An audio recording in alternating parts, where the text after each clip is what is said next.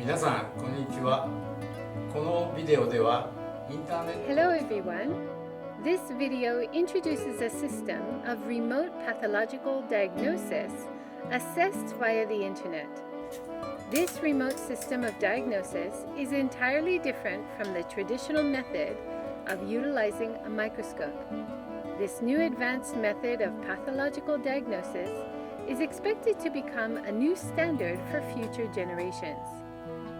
There may be some hurdles to adopting the system, such as budget limitations, which may make purchasing these instruments difficult. There are, however, standout points of merit in this system which are different from the traditional method. Here is a description of the necessary items used to run the remote pathological diagnosis procedures.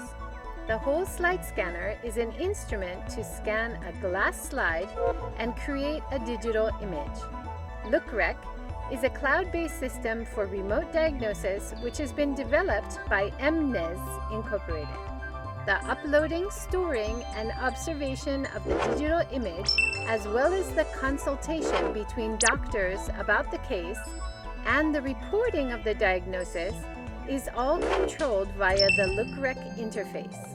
This system is also used for remote radiological diagnosis. This figure shows the actual process of running the remote pathological diagnosis.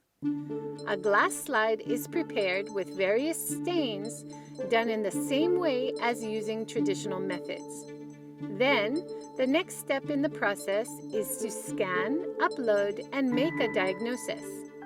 Let me introduce the process in greater detail. Scanning is done by using the whole slide scanner. Set the glass slides in the scanner and set the area to scan as well as which points to focus on. Then wait a couple of minutes until the scan has been completed.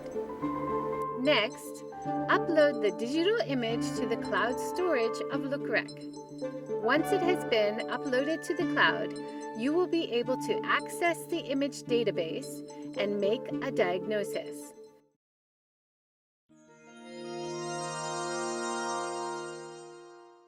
Let's start with how to store data. When utilizing the traditional method, there is a burden in storing glass slides as they are heavy and take up a lot of space in the laboratory. An additional problem is that the color of staining glass slides fades over time and therefore becomes more difficult to analyze. In contrast, the digital images are stored in the cloud. So, they do not take physical space in the lab, nor do the images fade or change.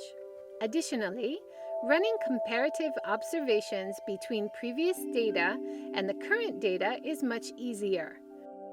The previous glass slide data is stored according to an ID number of the patient, which is a part of a large archived database of many patients' files. If the special staining or immunohistochemical staining is used for making a diagnosis, one monitor scene can be divided into several staining images. By looking at the advantages of digital pathology, a new frontier of pathological diagnosis can be imagined. Let me introduce one of the actual cases. The National Center for Pathology in Mongolia introduced an international collaboration of pathological diagnosis using digital pathology and LookRec.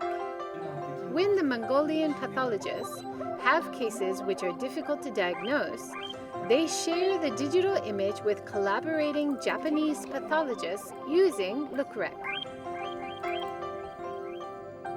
Japanese pathologists are immediately able to observe the digital data and are then able to make a diagnosis and quickly transfer their diagnosis back to the Mongolian pathologist. And this project has been working for 2 years until now very successfully. On the current situation, 1,009 cases have been diagnosed by Professor Inai, the manager of this project, and these cases including lung cases and also another organ systems such as the soft tissue, very various types of cancers. And this is very helpful project for our. If such a system were not available, the glass slides would have to be sent carefully by postal mail. It would be impossible for Japanese pathologists to make so many diagnoses in a timely fashion under these conditions.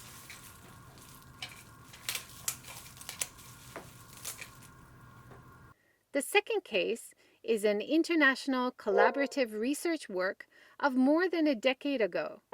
During the Iran-Iraq War in the 1980s, poison gas was used and there were many victims who were exposed in Iran. Japanese and Iranian doctors collaborated on the research to conduct diagnosis and treatment by visiting each other several times. However, at that time, if we could have used the same system as in the Mongolian case, we could have collaborated on diagnosis remotely within a much shorter period of time. In the third case, and in many developing nations in Asia, many doctors seem to lack a sufficient understanding of asbestos exposure-related disease, ARD. Although a lot of asbestos is commonly used in Asia, and there are a significant number of patients in those countries with ARD, it is often underdiagnosed. Therefore, a database of ARD should be established by a specialized project, and many medical doctors and medical students will then be able to learn from a database in each of the affected countries. What did you think of this video? Please feel free to ask us any questions you may have about remote pathological diagnosis. Your feedback is important to us.